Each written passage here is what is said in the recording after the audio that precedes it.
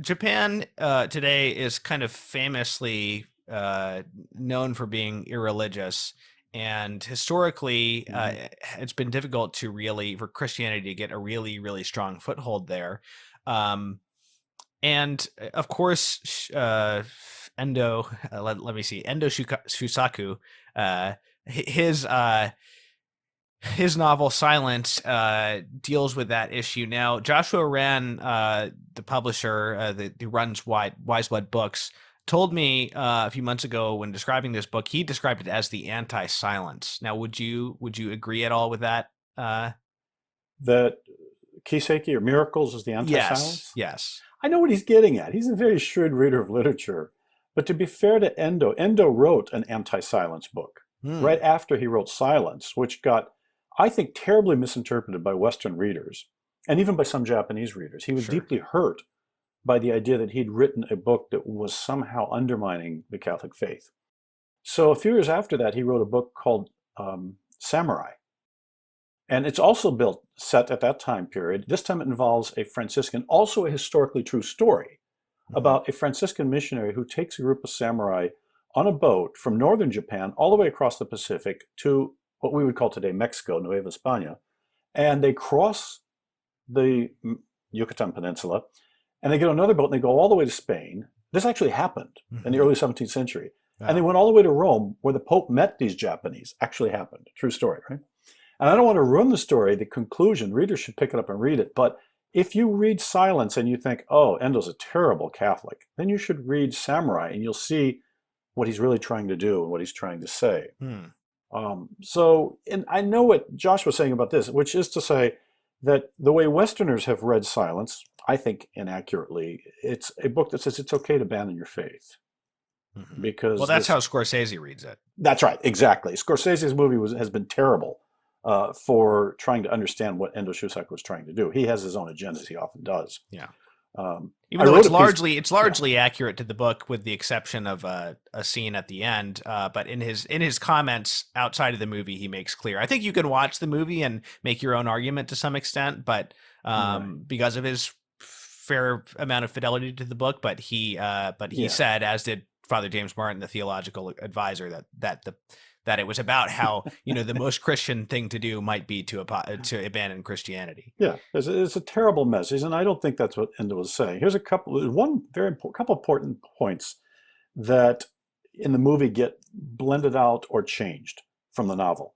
And one is when Rodriguez is being told to step on the fumi and abandon his faith, he's told that these suffering, tortured Christians, Catholics, will be released if you do so.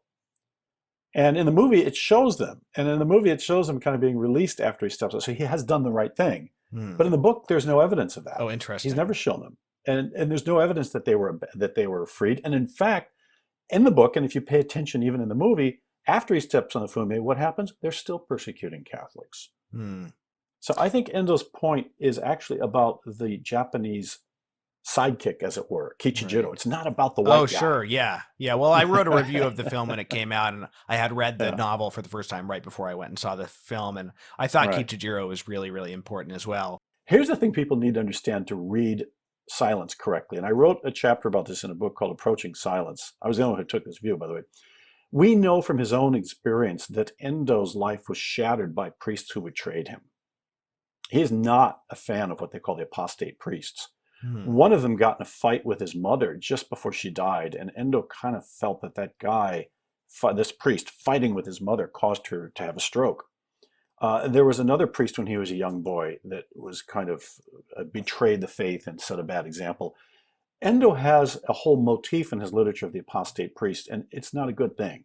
And so then Hmm. when you get to Silence, what he's trying to do there is suggest, let's not always pay attention to the Western missionaries. They can be traced. Let's look at these poor, uneducated, faithful Japanese who may sin, but they keep getting back up again. And Right. they keep confessing. That's Kichijiro, right? Well, I So I thought think that the Westerners movie, misread it. in the book and the Yeah, film, both portrayed kind of spiritual pride, yeah, really well. that's right. Like if you look at, um, condescension to popular devotion and condescension to kind of concrete sacramentals and Marian devotion and stuff, it's always a huge red flag. It's even more so in the book because I think in the film it's more just the concrete, their views about heaven, their simple idea of heaven, or the like their sacramentals that they're so attached to. But in the book he's Yeah, specifically like, oh, maybe they're too devoted to Mary, and I'm like, huge red flag right that's there, right. you That's know. right. And by the way, Japanese, I think Endo certainly, and absolutely Sono Ayako, Japanese Catholics have a tremendous devotion to Our Lady. I mean, it's the first thing you notice about Christianity in Japan. In fact, I saw at downtown DC in the Kennedy Center, this Japanese opera singer came and she did a number of different songs, not all religious, very few religious, in fact. But for her final song, she came out, she changed costume, and she came out and did a beautiful version of the Ave Maria, and she was wearing a cross. Hmm. Now, you cannot assume just because she's wearing a cross and singing Ave Maria that she's a Christian. She might be, but you Hmm. don't know that because in Japan, and Endo actually plays around this in his literature, if you meet a Japanese and give this person a cross, or even better, a medal of Our Lady, especially Japanese women, they wear it with great honor and pride, even though they're not Christian. So, Hmm. one thing that we need to understand about spirituality in Japan is that they're not atheists. They're not even really secularists in the European sense. Somebody once said to be an atheist, you first have to be a monotheist. All right. So Japanese aren't monotheistic, they're pagans. And I think it was Chesterton who said one time, the problem with a pagan is not that he won't believe.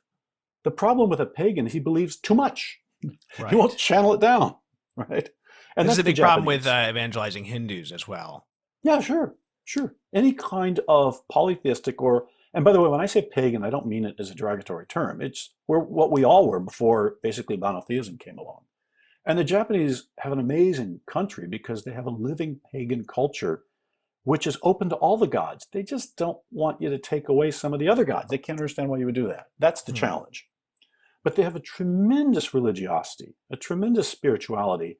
And I think that's one of the reasons that you have Catholic literature like Endo Shusaku and Sono Ayako. They could not survive financially if all they were writing to were Christians in Japan. Hmm. You couldn't make money. Very So the interesting. Japanese really are open to these stories.